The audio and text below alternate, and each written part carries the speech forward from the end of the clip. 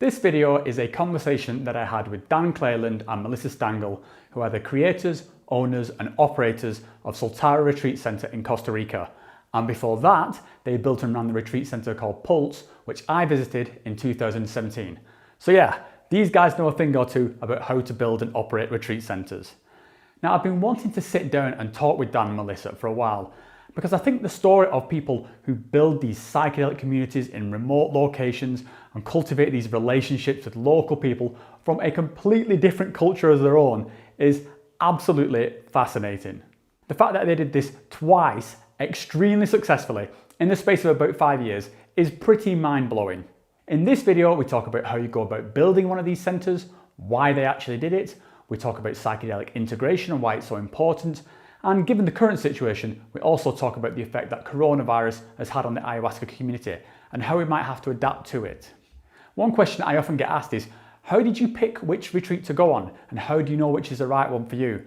And my answer is always that you should gather as much information as you can and look for the place which resonates with you the most. And that's how I ended up at Pulse in 2017. And a big part of that was down to these two guys. As you'll hear, they are very humble, grounded, they're clear and rational with what they say, and so that I felt comfortable that these were my kind of people. And I was right, and I had an awesome time at Pulse, and I will be forever grateful to Dan and Melissa for the part that they played in my own journey. And yes, before anyone points it out, I am fully aware that it says Rachel in the corner of the screen. That's what you get for sharing a PC with your wife. Anyway, without further ado, I bring you Dan Cleland and Melissa Stangl, psychonaut entrepreneurs and the owners and operator of Soltara Retreat Center. Enjoy. Okay, so I'm here with Dan Cleland and Melissa Stangl from Soltara Retreat Center in Costa Rica, and it is a pleasure to talk to you both. It feels like it's a long time overdue. I've been sort of meaning to touch base with you guys for ages. And also, it's a real pleasure for me because both of you, perhaps unwittingly, are like the main factors that I do this YouTube channel. Because first of all, from your side, Dan, it was because after my first retreat with Pulse Tours in 2017, that really sort of kicked this whole thing off for me, that I needed like a creative outlet. So that was your input. And you probably won't remember, Dan, but you and I had a conversation when we were at Pulse, because I was there the final week just before you handed it over to Acacia, and you'd flown in to sort of do a final ceremony with all the staff guys. You weren't there, I don't think, Melissa. No, yeah, I think I was. But yeah, I pulled you to one side and I was chatting to you for a little bit. And as I mentioned, I don't expect to remember, but I was kind of curious about how, you kind of balance this spiritual activity with this entrepreneurial spirit. And I'd just finished reading your book. I'd blitzed through your Drink in the Jungle in about 2 days. So yeah, you've both been like a real inspiration to me. And yeah, from you, Melissa, it was that positive encouragement that you gave me when you were first starting Soltara, and you asked for some video submissions for your Letting Go campaign, and I sent in like a short piece, and you said, "Oh, that's really good. You should do some more of it." So it was amazing. I remember that. You put some effort into it. I was like, "Can we just like put this on our website, please?" Yeah, I mean, it was something I used to do a lot when I was younger, and then you kind of kick-started that realization of how much I enjoy it. So yeah, I really did want to say like a big thanks to you guys. It's really you've really sort of, like I say, have been an inspiration to me. But maybe a good place to start is just, if you could just like introduce yourselves to my audience, like, who you are and what do you guys do? Yeah, so my name's Melissa. I am the COO and one of the founding partners with Dan of Soltara Healing Center. I come from the corporate world. I come from a science and engineering background. I kind of did my stint in that world for a little bit and really wanted to kind of expand my horizons. And I think that there was a lot for me to be learned as I entered into the world of plant medicines for the first time, which was back in 2013 with Dan on one of his very first trips down in Peru when he was kind of just starting out. And we just ended up connecting through Reddit, actually, through an online forum. And that really opened my eyes to just the possibilities of healing in a wider context. I was doing cancer cell research, and I was considering doing medical device work on the engineering side, but I just really felt like there was something missing in terms of that approach to healing. So that really opened my eyes. I went back to the US and I did work for a corporate job for a couple of years. Hated it exactly as much as I thought I would. And within the span of those 2 years, Dan actually started his kind of going full time with the trips that he was running, and then actually opened his own center, which you alluded to, Pulse Tours.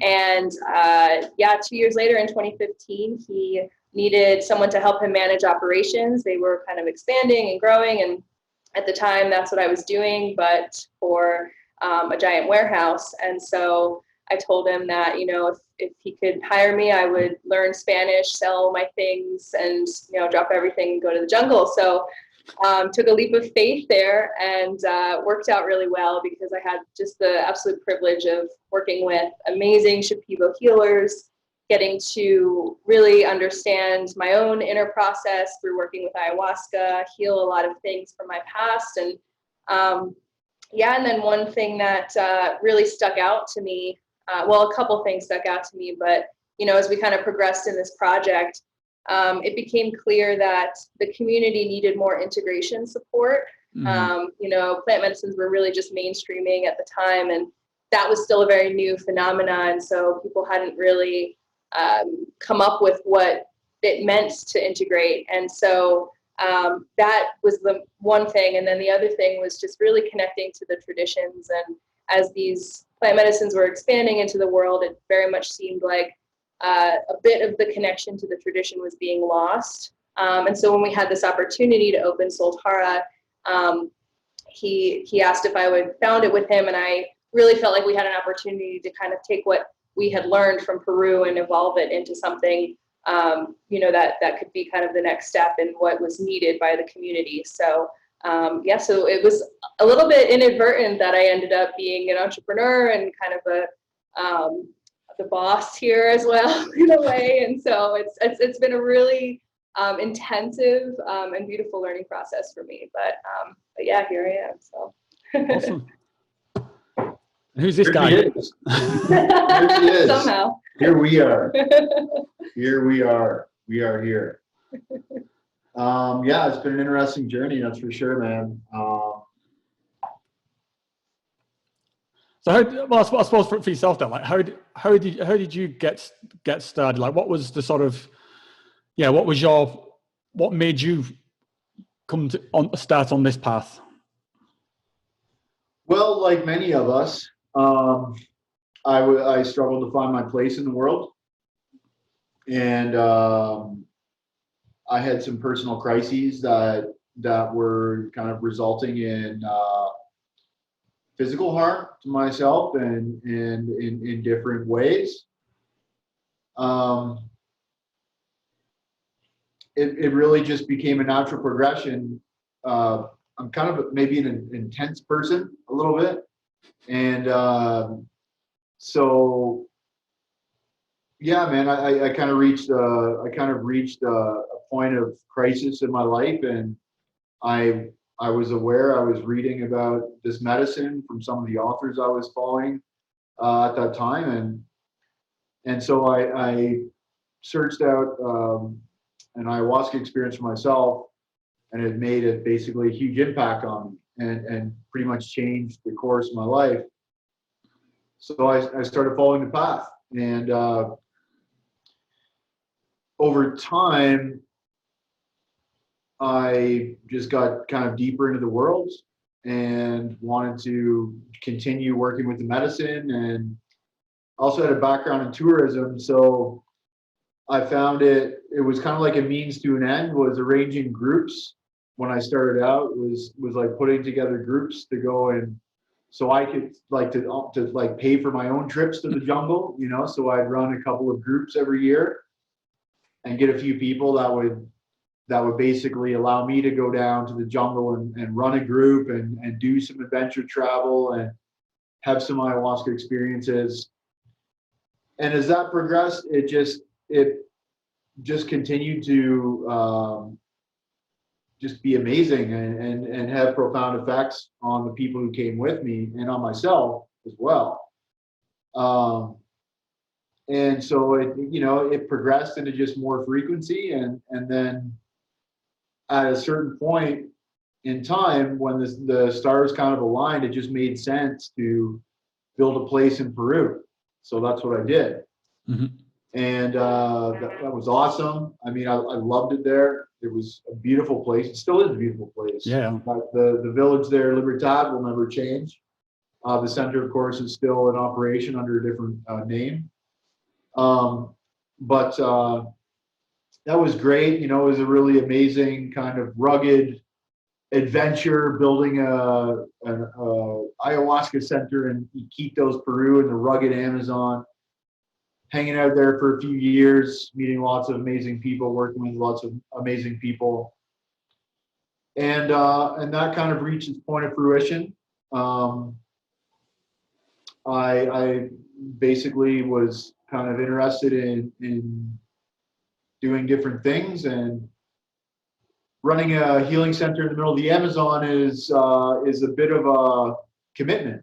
You know, you have to be there.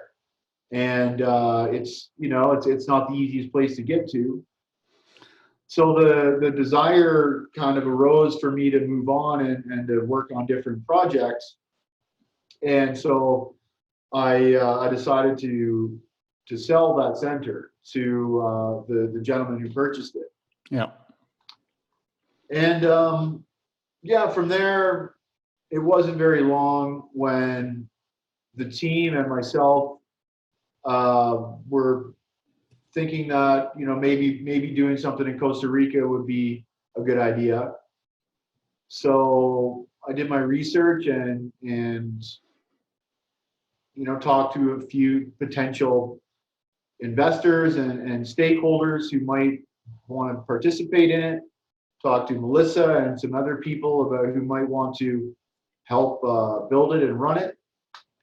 And yeah, the same year that actually within a few months after I sold Pulse in Peru, we signed the paperwork and got this property in Costa Rica and started building.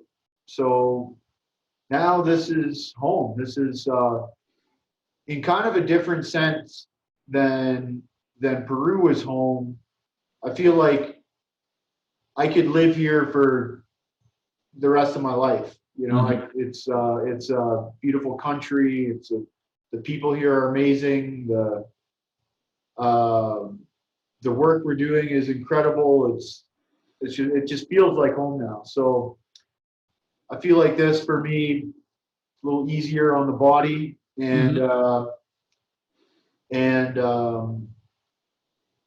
yeah, it's throughout the whole experience of letting go of the center in Peru. Yeah. That kind of came with its own emotional toll, you know, all that loss and all the special times we had there and all the special people we worked with there. It was I grieved, you know, when I left the jungle. I did spend a period of time grieving over the feeling of loss over that. So we kind of took a different approach here. We really wanted to design not only a retreat center, but a lifestyle here that was feasible and enjoyable for the long term. So, you know, we've got this really great family, this little Soltara family here right now. My best friend from childhood, his name's Jesse. He's here running the kitchen and taking care of Melissa. You know, I've got a beautiful, intelligent young lady who I'm dating here from Costa Rica, who I'm really having a great time with. And we have really, really talented people that are here working with us, including amazing healers, Shipibo healers who come up from Peru.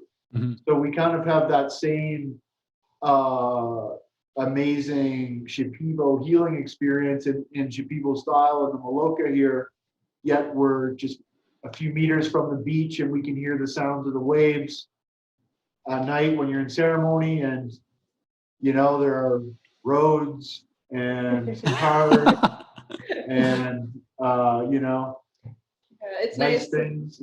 It is a bit more accessible, and that's one thing that's a real benefit to, one thing that was completely, not a complete surprise, but a really pleasant one. I would say the majority of the guests that came through Pulse in Peru tended to be kind of millennial age, mostly men, mostly males, who just had that adventurous spirit, kind of going rugged and all the way into the jungle. Mm. And it's been really wonderful here, being a little bit more accessible. People feel a little bit safer. Our guests, the spectrum of guests we have is all ages, and men and women in pretty equal proportions. And about half of the people that come through are over 40, because not everybody wants to go kind of sleep in a tambo in the middle of the Amazon. Sure. They're already uncomfortable in this healing process, and sometimes it's really supportive for people to just know that they feel physically in a safer space. And so that's been a really great way that we can kind of be a bridge between worlds as well. Yeah, I think the accessibility thing is definitely a factor. It's one of the reasons that I've not visited Soltara, but it's definitely on my list to visit. And it's the difference between, it's still a big flight, but it's 11-hour flight compared to like 18 hours of flight. And for me, that just, it's particularly when you're going on a retreat, you get to Peru and you just spend days recovering from the travel, whereas that would kind of much shorter flight to Costa Rica. I think that would be it's a tipping point which will get me there shortly. But anyway, there's a lot to sort of unpack there with what you just said. So, but I think before we sort of get into that, if I could just sort of touch on just the current situation around this thing that's towering over all our existences at the moment. How has this coronavirus situation sort of affected you guys, and what's the story there at the moment? Yeah, well, I mean, it's that was a look at the sideways look at each other. It's been a journey. I can imagine. I'm sure it has for so many people, right? Yeah. I mean, it basically it came up in what felt like an overnight speed, right? It was like in the first week of March, we were kind of aware of it, but not really too worried. And then the second week of March was like, okay, people are starting to freak out a bit. Mm-hmm. And then like in a couple days after that, it was like, okay, we got to shut down right away. Yeah. And indefinitely.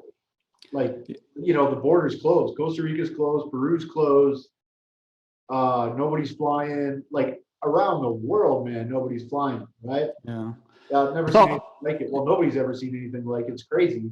Yeah, I mean, I was watching you guys. I thought did a really good job with the sort of communications and the transparency of the communication that you were putting out there, and it was quite heartbreaking to be reading like the messages that you're putting out in real time as you're going through this kind of period of like, okay, this is something, but I think we're okay to kind of like, okay, we need to do some due diligence to like, okay, it's closed, and it was like, oh yeah, I really felt for you guys. And so I mean, what's the situation now? Everything is completely closed, but are you kind of got like, is your staff still there? Are you at the center? Are you still operating in a kind of skeleton way, or?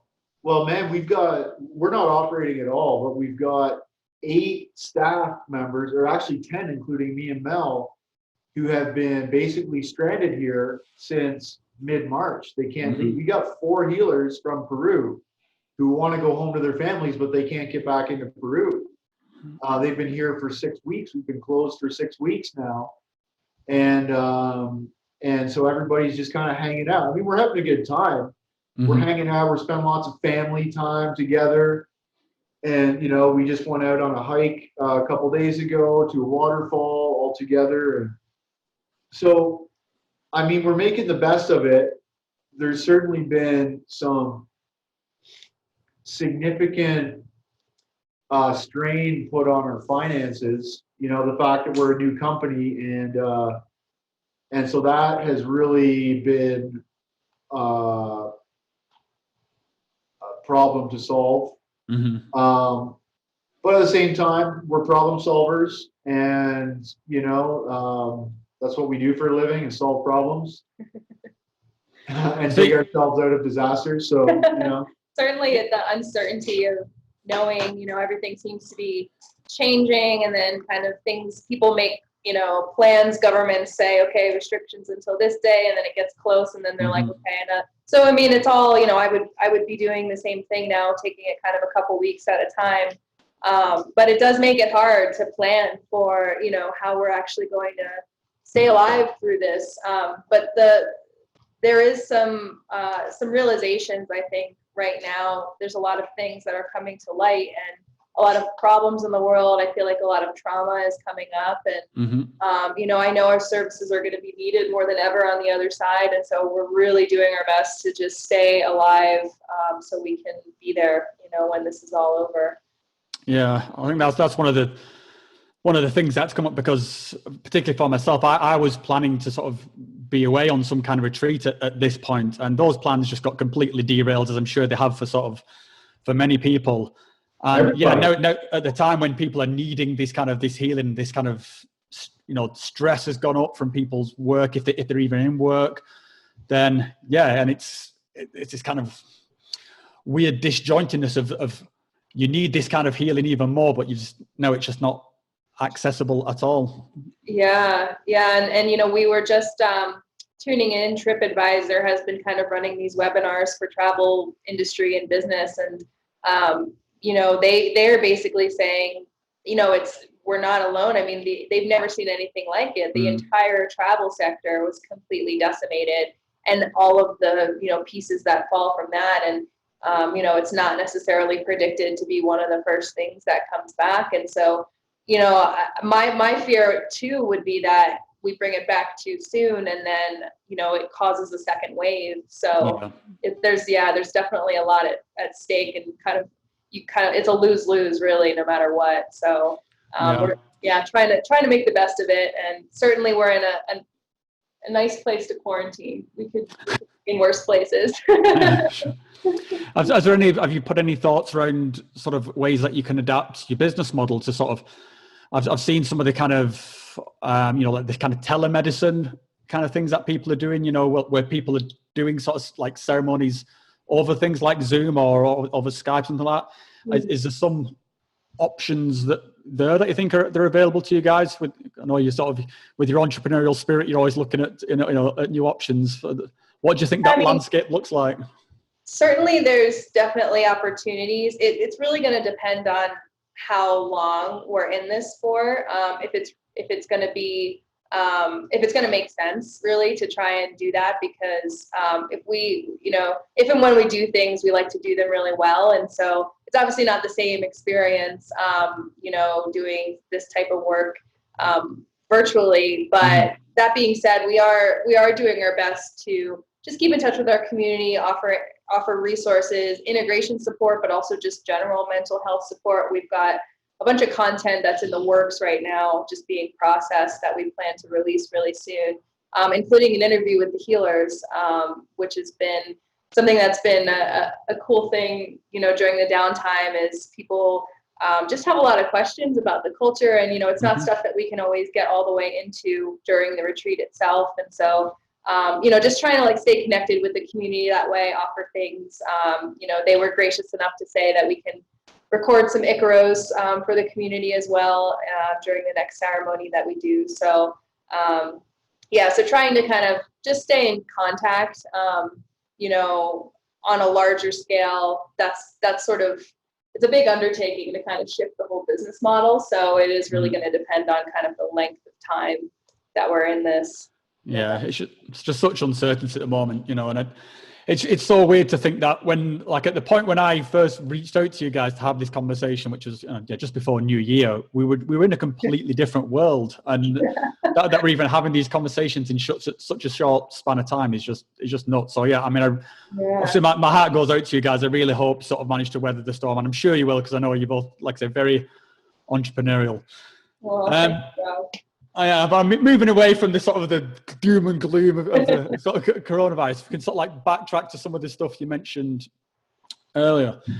I mean, I'd like to come to you, Danny. I mean, you very calmly sort of like throw in like, oh yeah, and I was, you know, arranging these tours in the Amazon, and then I built a center. Yeah, these are all huge things, mate. So I'd like to unpack these a little bit. Casual. Yeah.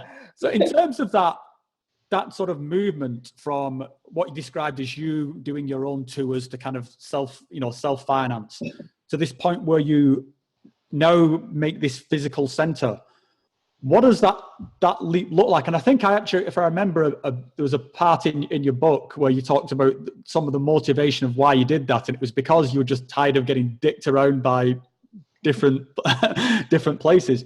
But how can you just I myself spend quite a lot of time on Reddit, and a lot of people ask questions like, how do you do this? How does like a gringo end up in the middle of nowhere with, well, like you say, no roads, and then this center springs up? Well, first you learn Spanish. Okay. You have to be very adaptable and resourceful, and I would say risk tolerant, Mm-hmm. and probably confident in one's own problem solving abilities, and maybe even in such a way that perhaps even stupidly so. I'm a lot more risk averse now than I was, but I think I was kind of in a place where I really had nothing to lose. Mm-hmm. And I hated working. Like I was working a sales job, which was clearly not long-term possibility. I couldn't keep a job for more than a year and a half. I was 30 years old, going on 30, and actually 31. But the actual straw that broke the camel's back there was I had people booked for a retreat in September of 2014. I have one guy booked, one guy who paid his deposit. And at that point, I was already struggling with the management of this job I was working. Mm-hmm. I was dating Tatiana, who you probably met from Pulse. We were both interested in entrepreneurship. I was already a big fan of Tim Ferriss and the 4-Hour Work Week, and already had an idea that I wanted to go there. And I was finishing a master's degree at that time, so I kind of had a little more confidence in terms of like, well, if I fail, I can get back into the workforce and make money back, But the straw that broke the camel's back was I had this guy booked. His name was Emil Karas. And he paid his deposit. He was booked in for a September retreat, and this was in June. And the retreat center that we had booked for that retreat said, no, sorry, we don't have any more spaces left. Mm-hmm. So, we looked at different options at different retreat centers, because at that time we were just booking space in other retreat centers and including that as part of a broader journey, right? Yeah. And we were basically, as you said, getting dicked around by other retreat centers, we were just constantly dependent on their decisions. So I was putting my reputation and other people's money on the line, making commitments to people, when someone from a given retreat center could at any moment just say, oh, sorry, we're not going to host you, or sorry, we don't have any more space left. Yeah. Or whatever, change plans, in other words. And I didn't like being in that position. So I said, you know what? We have a decision here. It's either give Emil his money back, or build a retreat center. For it to host him in September? Yes. That's awesome. So I didn't know that. I mean, we had already been kind of talking about it, but I was hesitant because of the risk involved. And because quite frankly, I didn't want to run a retreat center. I was going to Niue Rao a lot and seeing how frazzled and frayed they all were from this 24 hours, 7 days a week, 365 days a year job. And I didn't want to do it. It wasn't really my forte, I didn't think. So, it really, I was hesitating, and then that happened, and I was like, okay, well, let's just do it. Let's bite the bullet and do it. That's customer service right there. So I went out, I basically, I needed to find some money. So like I already had existing kind of reservations coming in, and we were established on, what was it? IA Advisor. Yeah. And, we kind of, it was like, okay, I already was generating some business. So I had some proof of concept and some revenue coming in, and I needed more. So, I asked a couple people I knew, and the only person who really was interested in helping me out was my dad, because, he had seen that I just kind of gone through this rite of passage in the previous 2 years, by, completing a master's degree while I was working full time and building the beginning stages of Pulse, right? So it was kind of like, he was like, okay, I believe that you have the ability to stick to something and have some kind of high output professional quality to what you do. And, so he lent me a small amount of money. It was only $20,000 US, which he lent me on a 5-year repayment term. And with that, plus the revenues I was bringing in from future bookings, went down to Peru and just balls to the wall, man. Just we built the first phase of that center in 5 weeks. It was like we had 20 or 30 guys from the local village just giving her like every day for 5 weeks. It was incredible. Crazy experience. I think that was one of the first kind of YouTube videos I saw of you guys, was when you do videos of actually building the Maloka and stuff like that, and they're always these like, it just also, in fact, you did a similar thing as well as Soltara, just showing these things going up piece by piece, and it's just such a, I thought you guys all were always very good with your social media presence, and I think that's one of the ways that I found Pulse, was because you did a lot of YouTube stuff and also a presence on Reddit. But just in terms of that, going procuring, is this? I mean, is there some sort of like real estate agent for just buying a piece of jungle land in the middle of nowhere?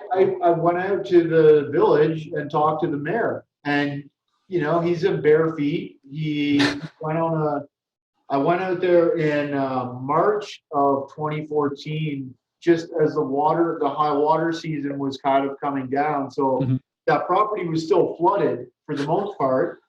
So we literally, I went out to the village on a boat. It's 4 hours from Iquitos. Talked to the village, talked to the mayor, and we paddled over in a dugout canoe with the mayor in bare feet. He's like paddling with a stick over to the property from the village, and we just looked at the property. I took some video, and I'm like, yeah, this would be perfect. It's right on the river's edge.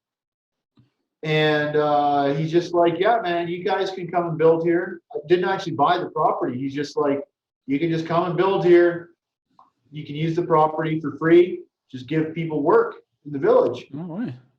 They wanted jobs. So, we came in, we didn't pay anything for the property. We paid like a monthly contribution to the village, and we did other things like we installed solar power across the whole village, right? So we gave them all free electricity, and contributed to various public works and stuff like that. But the main impact was giving, a couple dozen people work, or a dozen people work, or whatever it was, from the village. And that to date is still sustaining them for the large part. That like that center is still in operation, right? I mean, that's awesome. That's a real, when a lot of people, there's some kind of scorn against like the ayahuasca sort of tourism industry. And I think what you've laid out, and, I've seen it myself, the sort of the collaboration between what you built there and the village of Libertad. And it's a beautiful thing. I think that's something, you can really be proud of, mate. I mean, and I am proud of it. I was proud of it. I am proud of it. I'm glad that what we built there is still sustaining that village, man. yeah. I love those people. I really, really do. I love the village. I love those people. They're great people, great, honest, hardworking people, and really, really friendly and nice. And they, they were a huge part of kind of of our journeys. So yeah, no, it's great, man. Yeah, I mean, and it's also interesting to hear you sort of talk about that this wasn't your actual intention and that you didn't think this was something you wanted to do, because that center was, at the time when I first went there, like the highest rated on sort of iAdvisor. It was very, everyone just said had nothing but positive things to say about Pulse. So yeah, I mean, it was, and I think when you mentioned earlier as well about how you sort of you were grieving for handing, for getting rid of it, I can imagine you could feel the sort of the love and the passion that had gone into that place from all of you guys. You could see it was a real sort of family vibe. But just to sort of like move the story on, so you decided to your journey had come to an end with Pulse, and you wanted to sort of move on to something new. So at the time when you sold it, you knew there was like a phase 2 in the works, and you knew you were going to go on to build something else. Is that correct? Sorry? I was going to say that you knew, but at the time you were selling Pulse, you already had the kind of vision in mind for what was going to become Soltara. Well, I didn't really intend on it in the beginning, but as the transition happened, it just kind of became clear that, the team we had built wanted to stay together, including myself. So, it was like, well, okay, well, I can't undo that transaction. So I need to do something new. And it actually all came from a conversation I had with my father was, I was feeling some remorse for actually selling the place. But he basically said, I mean, do you really want to be there? Like it wasn't like if that place was located in Costa Rica, I'd still have it. Mm-hmm. It was mainly the challenges around operating out of Iquitos, which kind of soured my experience there. But so it was like I was remorseful for changing the vibe there, including the impact it had on the team. But at the same time, I didn't want to be back there. I didn't because of Iquitos. Yeah. And the only logical step, and this is actually my father's idea, and I was resistant to it at the beginning, was, why don't you go and do something in Costa Rica? It's a nice country, it's easy to get to, and it was actually my dad, as I was humming and hawing about that and being resistant to it, who searched up the property that we ended up buying in like 5 minutes. It was the first on his laptop, and he's like, what about this property? It was the first one he showed me. Turns out it was the absolute perfect property. So perfect. As soon as I saw it, I'm like, oh, maybe that would work. And then, so on the one hand, you've got Iquitos, they're just like this absolute epitome of chaos, and in the hand, you've got this beach way in the two things up. Exactly. I remember visiting the property for the first time too, several months later, and there was this just perfectly, it was like kind of right on the edge of a cliff, and you could like walk down to the beach, and like kind of right at the tip there was this open clearing with just surrounded by trees. You could hear the ocean waves from it. There was like this big, beautiful tree kind of overlooking. And I just remember looking at Dan and being like, this was made to have a Maloka on it. Like, you can't think of a more perfect location. Mm-hmm. And it was like a F yes at that point. Yeah, I mean, I've seen some of the videos. I'm good friends with Shube, who I think is one of your investors, I think. And yeah, we were on a retreat together a few years ago. And he's from Manchester, where I'm from. And yeah, so he's constantly, you know, with the times he's been out there, he's posting like loads of videos on Instagram. He also makes great videos. Yeah. He does. He's so creative. It's some of that.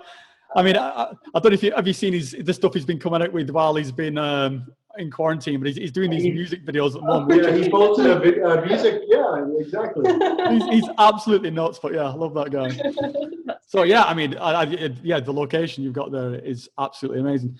So I felt like it was like led by the plants, to be perfectly honest. Like, I feel like I was recruited by the plants, like the way everything just kind of fell out. It was like, this just felt like somehow divinely guided, you know. I don't really ask too many questions, but yeah, it definitely felt like it was meant to be. I did wonder if Iquitos itself would be a factor, because it's a strange thing when you go out to these retreats in the Amazon, and the retreats themselves are so in these beautiful locations, and it's just so peaceful. But yeah, Iquitos is just like insanity encapsulated, I think, and it's so yeah, it's very, particularly when you sort of go there for the first time, like, you know, I'm quite naive, and you sort of, wow, I'm here to, you know, for this spiritual thing, and it's just like, oh my, it just hits you in the face. And I always wondered like what it would be like to be basically living there like you guys were, and sort of constantly dipping into that world. I imagine it would sort of take a toll. So I could completely get it.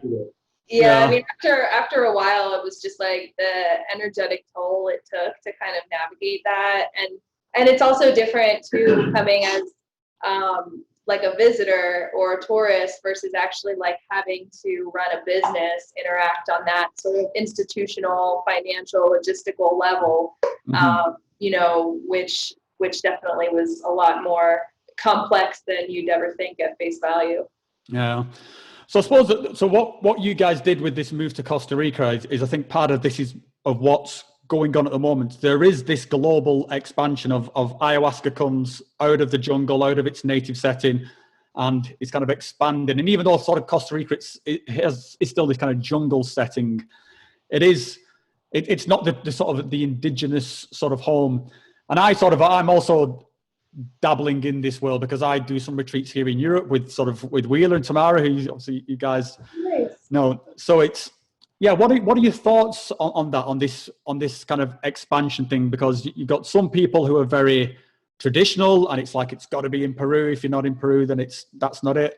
Obviously, you guys are doing something different, but you're importing a kind of Peru in there. So could you just expand a little bit on what the sort of your mindset is there around the kind of this blend you have between the tradition, but yet you're kind of part of the expansion? Yeah, I mean, it certainly comes with its own set of risks that this is expanding into the world, you know, in all sorts of ways. And there's the psychedelic renaissance that's happening kind of globally as well. And then, you know, there's this interaction between, you know, medicinal decriminalization, legalization, medicalization. Like, how does that all fit into, you know, the indigenous roots and the healing systems and healthcare systems that this comes from? And, you know, there's cultural interactions. And I mean, there's a lot of different branches of this that are happening right now. And I think it's really good for people to just try and educate themselves as best as possible. Because one of the things that, you know, I talk to a lot of people that are looking to do ayahuasca, and it can be really hard to know. There's so much information out there. It can be really hard to know what questions to ask, even when you're about to embark on this journey with plant medicine. And so, you know, from that perspective, it's like you really want to know who it is that you're working with, what kind of experience they have, what is their connection to the indigenous roots or the tradition, or, you know, wherever it is that they're coming from, if there are any roots there. and if they've trained, then how long have they trained? You know, what kind of container do they have? What is the safety? What is the ratio? You know, how are you giving back to the communities that you are partaking in this medicine? You know, reciprocity is certainly a big thing that I think can easily get lost in this expansion. And that's something that, you know, we work really hard to just try and maintain that connection, make sure that we are giving back as much as possible. We just raised $10,000 for the Amazon Fund, you know, and really trying to honor where it comes from. And, you know, that has, it's the right thing to do. And it also has an energetic effect on the experience too, I think. So there's definitely a lot to consider. And then, you know, people getting very cavalier about it and maybe doing some ayahuasca ceremonies themselves and then feeling as if they're qualified to, you know, hold a space for other people, or even offer preparation and integration support. You know, that's even something that you really want to make sure that you have the right training and experience and that you've done enough of your own work to be able to do that. And so there's definitely a lot of questions. We work very closely with Bia Labate, who's one of our advisors. And, you know, she's an anthropologist. She spent decades in South America, in Latin America, just really working closely with different communities and also studying the expansion.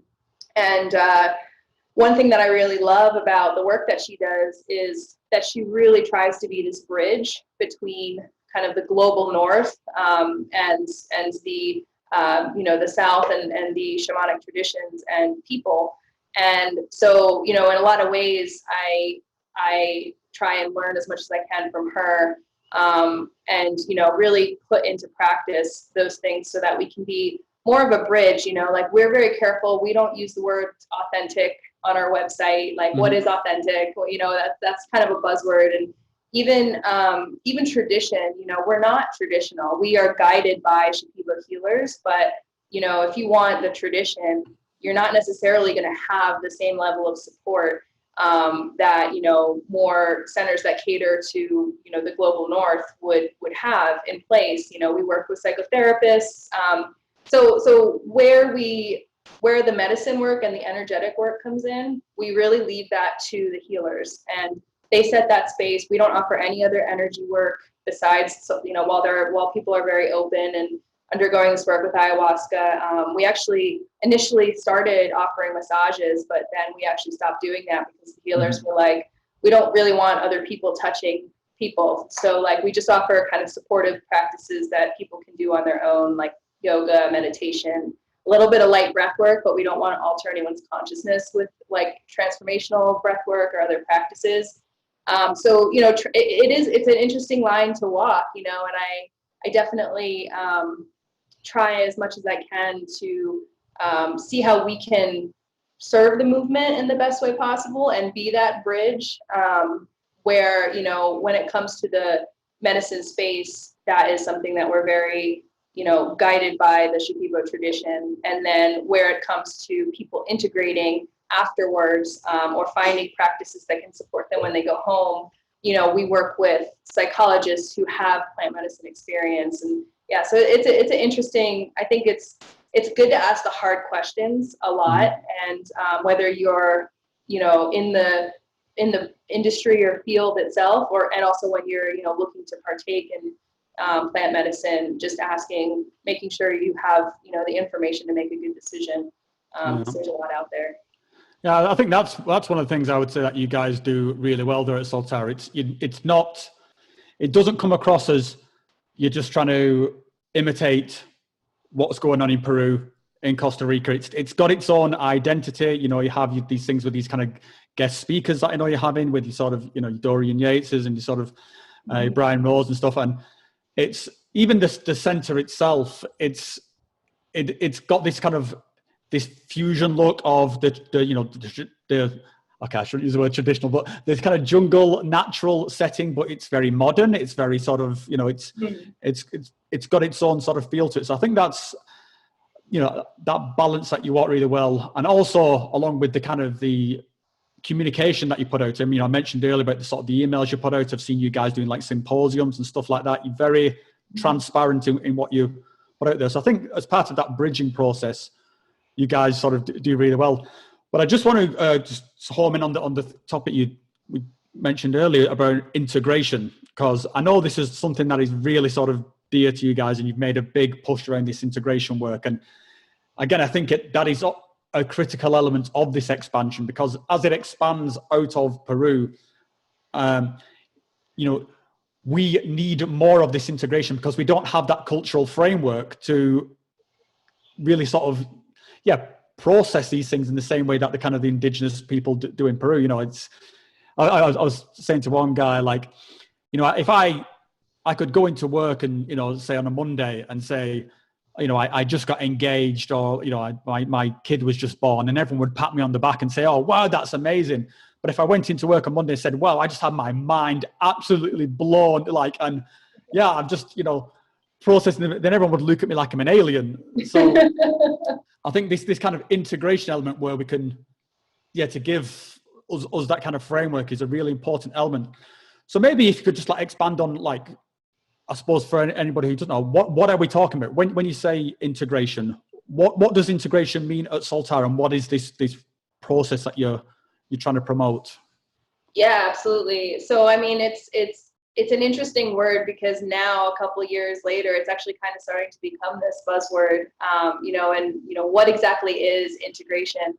We're always integrating. We're always taking the experiences of our lives and seeing how they fit into our identity and our choices, and then how we move forward from there. So integration of there's kind of two paths to this. There's integration of the self, which is the purpose of healing, really, as we kind of approach it.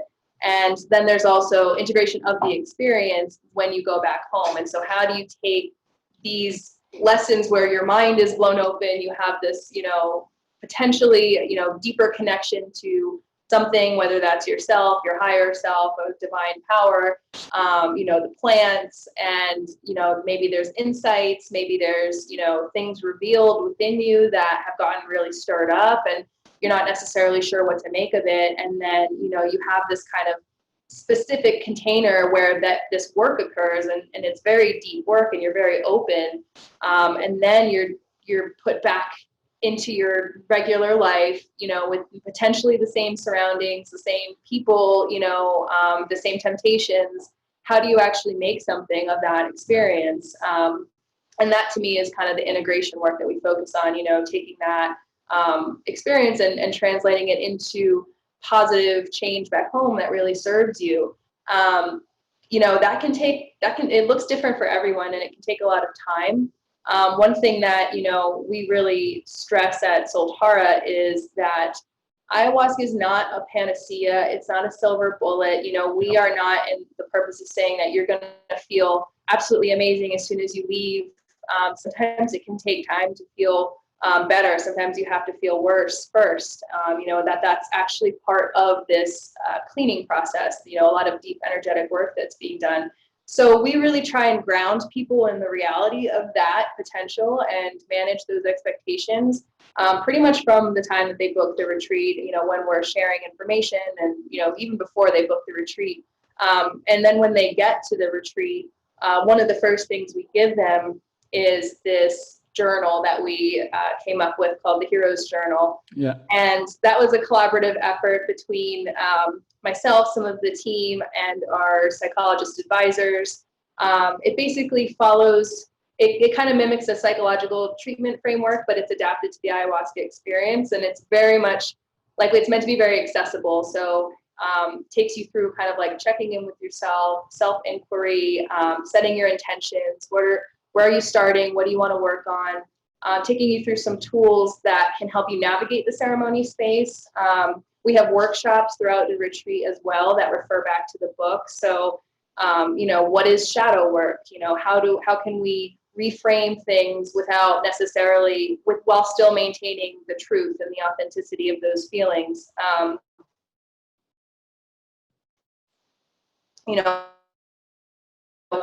Healing is not necessarily a straight line, it's a spiral, so different concept of the book is kind of a build your own integration plan. So, our purpose is not to tell you how to integrate. It's really just to present as many resources and tools as possible that we found helpful, that you can take back with you. That it's kind of like what we wish we would have had. Yeah.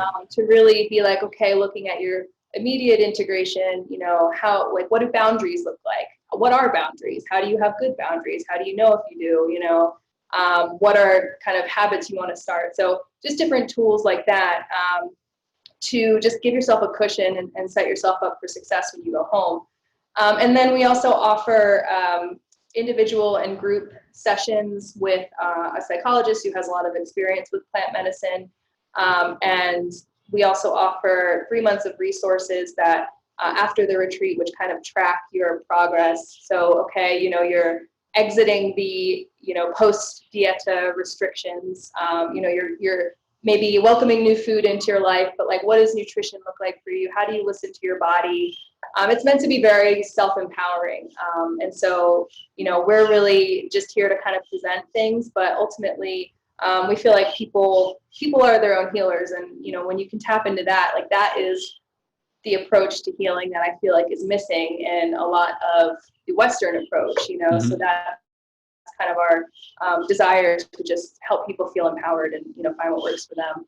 Yeah, I think that framework that you just talked about, I think is missing from a lot of ayahuasca retreats. And certainly what I noticed is you get a lot of people who aren't prepared for that, what you talked about, of that, things getting more difficult after you leave the retreat. And everyone wants to have this big life-changing experience, and they lose a bit of the focus between what's the afterglow of the medicine and then, this kind of what can be like a roller coaster, almost depression that can sort of hit you afterwards and then you sort of get the feeling like, oh, I've done something wrong, or it's not worked, or whatever. And so, I think that the honesty of that approach is very, very valuable.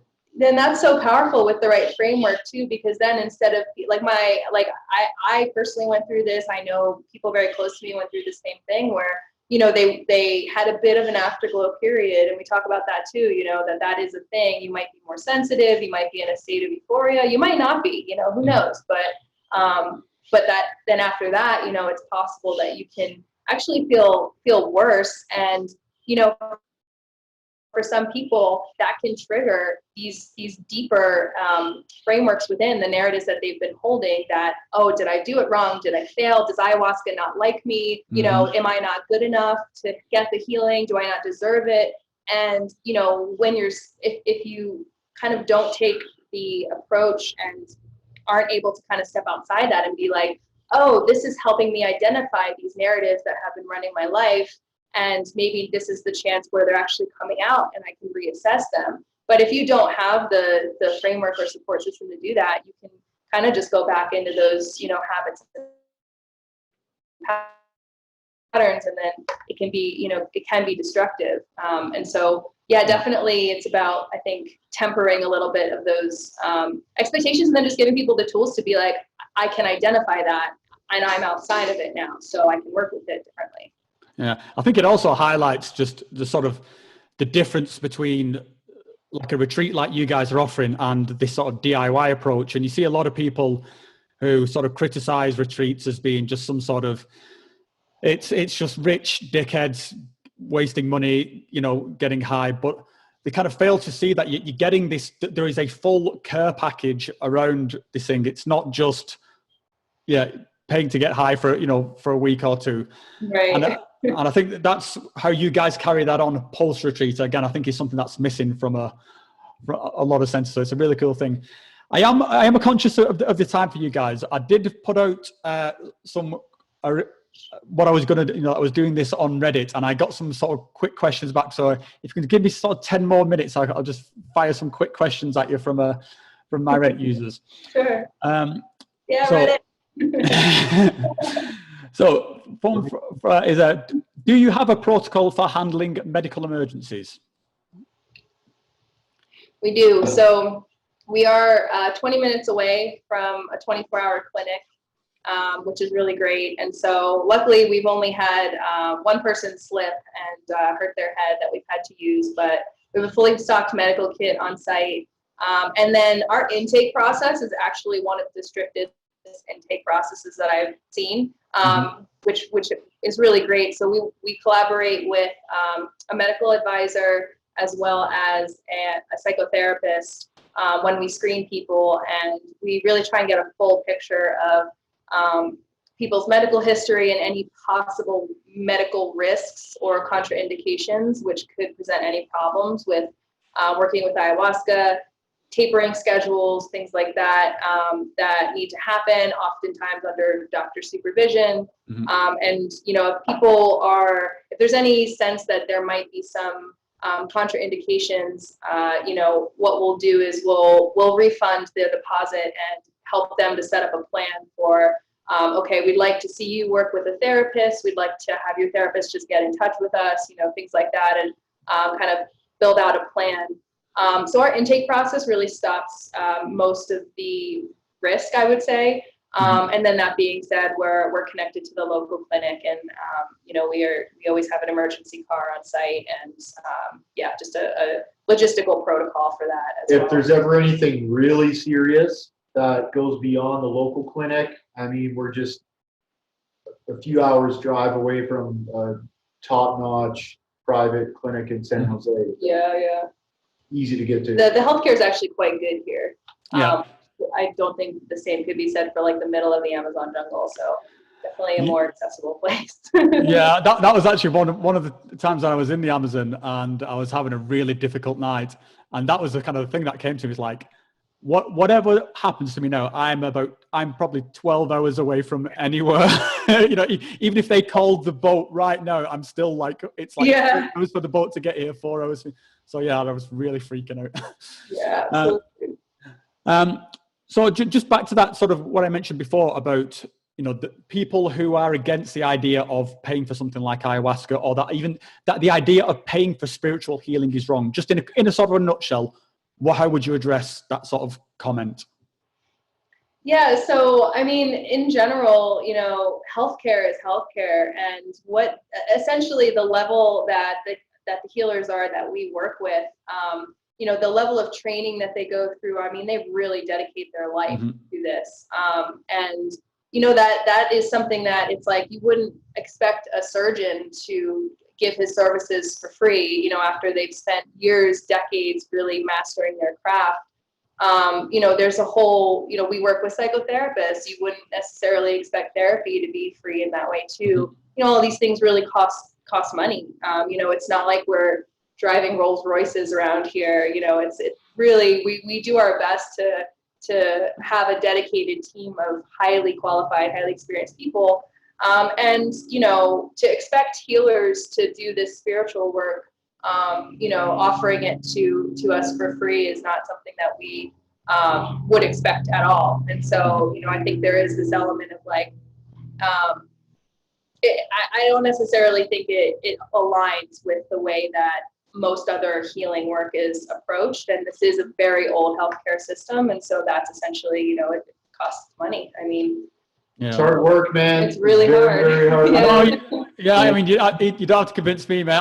I've used those same kind of arguments, and it does annoy me a little bit, particularly there's this line around the sort of like, you know, the mystical savage of like, why would shaman want a mobile phone? Why? And it's like, why would a shaman want, you know, clothes or something? It's like, well, yeah, they're just people. They still want to totally. I mean, live in this world. Feed, bro. Yeah, we've all got families to feed. You know, and it's actually been great because, like, in a way, like for example, Wheeler, the healer that we used to work with at Pulse, you know, from working with us, he was able to have running water for his whole village and install that, you know. And so, but I understand the spirit of the question, like the commodification of the sacred is absolutely something to think about, you know. And I think ultimately, it really matters what your intention in getting in the business of healing actually is, you know. Is the intention to purely profit as much as you can off of people like that are vulnerable looking for healing? Or is your intention to actually help, you know, bring healing to people. And, you know, so I think the intention does matter. And I think it's an important question to ask. And yeah, and I would say for sure it's hard work and nobody works for free. So nobody works for free. No. You got to roll every month. I can prove it. So another question: do you guys grow your own plant materials, or how? You know, how are you? I suppose the question is like, is ayahuasca sustainable, and what are you guys doing to sort of ensure that? Yeah, so we have we cook our medicine down in Peru. So we work with a family of in a village, one of the healers that we used to work with, and their family makes the ayahuasca down there into a paste and then ships it up, and we reconstitute it. So we really wanted it to be made down in the jungle. I think every single one of the healers that we work with are also replanting ayahuasca and chacruna across many, many hectares in the jungle, in and around their villages. And we also, part of the Amazon fund that we raised is also going to go towards just replanting wild ayahuasca, not for cultivation, but just to add it back in. So yeah, I mean, it's definitely a really good question. I think every center should be pretty cognizant of the way that they're approaching that and how the healers that they're working with are getting it. Chris Killen, aka the Medicine Hunter, published a paper recently about ayahuasca sustainability, and he basically went down to Peru and did a study, a thorough study to try to bust this myth that ayahuasca is unsustainable. I mean, if you only harvest wild ayahuasca unimpededly, like for a long time without replanting, then of course it's not sustainable. But the fact is that plants are easy to grow. These plants are easy to grow and they're valuable, they're worth money, and Shipibos use them. So there are just lots of people that are planting vines and chacruna bushes on very inexpensive land and tending to it. And ayahuasca grows in the forest, in the shade. So you're not knocking down forests to have like a monoculture kind of crop. And they actually like need the trees to wrap around and stuff. Yeah, so Chris's findings were that ayahuasca is being harvested in a sustainable way. It's just that the rate of replanting has to match the rate of harvesting from the wild. But it is. There are lots of people planting it, lots of villages planting it. So good. So one question was regarding sort of you guys as a center, is with the kind of the best practices that you guys are doing and the sort of is there a community of centers, or do you all kind of like do your own thing, or is there some kind of place where you guys are exchanging ideas to get to a kind of a level of best practice for all centers, or is it just you guys purely in isolation? So right now in Costa Rica, we are the only entirely Shipibo-led center here. It's my understanding that there might be other centers that kind of do different types and sometimes bring in Shipibo healers, but there's not really anybody kind of doing it here that necessarily is aligned with the way that we just prefer to work with ayahuasca. So so in terms of the community, I mean, I think it's a place that is growing in terms of medicine circles and centers and retreat centers coming here. I think that will grow in the coming years, but I think we're kind of early in the tip of the wave here, as far as I know, unless you have any insights. Well, I mean, we're in touch with other centers and do share things and discuss, but people do things differently in different ways, and we do try to learn from our experience in the field, and we do have employees that have worked at various other centers. That's true. In Peru, mostly. And are kind of trying to learn from everyone else's mistakes and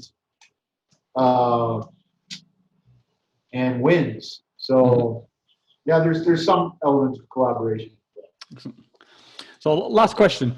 So I mean, you guys, very sort of invested in the Shipibo tradition. What do you think of sort of the non-native shamans, like the kind of things that are popping up in like reality shows at the moment? I don't know if you've seen there's like a reality show, I think, based in the States with sort of non-native shamans. Do you think, is this a positive thing, or do you think that element should remain as a sort of a native practice? I think I love that look. Certainly have an opinion about that.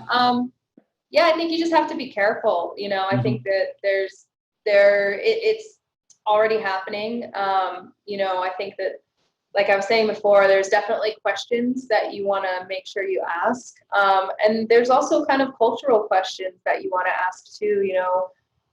Colonialism and cultural appropriation is a thing. It's, hard questions that, we really try and ask ourselves a lot and really be honest with ourselves about the answers and do the best that we can. And, I think there are people with really good intentions out there. And I think that there are also people without really good intentions and, or competence. Yeah. And there's a safety factor, of course, right? I was actually just listening to a conference session from someone from one of the Brazilian tribes about ayahuasca, and this was via Psychedelic Liberty Summit, which highly recommend everyone watch the videos on Chacruna's YouTube. They're all online now, and one of them, I wish I could remember her name right now, but she was like, this whole concept of neo-shamanism is crazy to me because, we dedicate decades of our lives to even do the self work first. And sorry, there's just a plane. Tough times, man. But this whole neo-shamanism is very interesting concept to her because you're like, she's like, my grandfather is a shaman, but he's 105. Like, he's not like, this is like a 60, 70 year practice for him that he's really dedicated his life to. And, when people just kind of do a few ceremonies and, call themselves a shaman and think that they can run circles, like, not only is that really unsafe, but to her, it's very disrespectful to their culture and tradition. And so, I'm not in the business of saying what anyone should do, but I do think there are hard questions, and I think it's really good to just be informed about the culture and tradition before you kind of enter and open yourself up to this world, because it's a complex one. The first question should probably be, how many years have you spent dieting in the Amazon? How many diets have you done? What trees have you dieted? What plants have you dieted? Yeah. Depending on the tradition. Yeah, I think it's. I mean, I must say that the neo shaman label really annoys me, just because of that sort of this self declaration, and you just would not do it in any of the. No one would declare themselves a neo pilot or a neo brain surgeon. So that's putting a scalpel to the head. The other thing she said was that it was like a self declaration, and that she was like, you have to be like, you have to achieve and and then show that you are able to do this over many, and it wasn't something that you label yourself. I think that's and especially when you think it's like, what's at stake, because we're talking about people's like, psychological health, and for something that, pretty much, if you ask the question, everyone would agree this is like the most important thing, then why would you like suddenly declare yourself the expert of this thing? And yeah, I'd say I find that it is one of those things that gets under my skin a bit, the neo shaman. Sure, yeah, absolutely. Well, guys, I mean, you've been super generous with your time, so I won't keep you on much longer. Just before we get off, is there anywhere you want to sort of point people towards if they want to keep up with what you guys are doing or what's happening at Soltara? Where should people go look? Yeah, absolutely. You can check out our website, soltara.co, and you can also search Soltara Healing Center on Instagram or Facebook. I think we're on Twitter too, but Instagram is probably our main. We got lots of beautiful pictures to share. So we try and do that regularly. But yeah, we're keeping people updated, you know, as this thing progresses. We've held off on taking customer bookings right now for at least the next little bit, but we are hoping to just get back online very soon. So yeah, we're still posting on social media, so definitely find us there. Yeah, You well, can I'll also put call some. Melissa directly at 1-800-397-1730. You could also do that. Well, I'll put some links in the description below, and yeah, I'll certainly be following what's happening with you guys and the current situation. Thanks, Robin. Thanks for everything that you do too, and you've been just such an awesome person to have in the community all these years. So really appreciate your support and all of the work you're doing as well. Oh, likewise. We also do regular mailing list updates. So if people want to join the mailing list, that's really fun too. So I just thought I just want to mention, I'm not going to let you off the hook, Melissa. You still owe me a book, so that's actually, it's hilarious. I was just writing this morning about how this is like our new approach to healing. Yeah, Soltara has taken over my life the last 2 years, but all of a sudden I have a lot more free time. So hoping to have the first draft done this year, and then looking at 2021. I'll Sorry, expect the it's package taking in so the mail. long. I have a hard time doing things if they're not like perfect. So that's been a process. I think given what you guys have accomplished, it's pretty understandable. And also I think it's probably worth dropping in, you know, the documentaries and the other content that you guys do and your collaborations that you do with with London Real and stuff like that.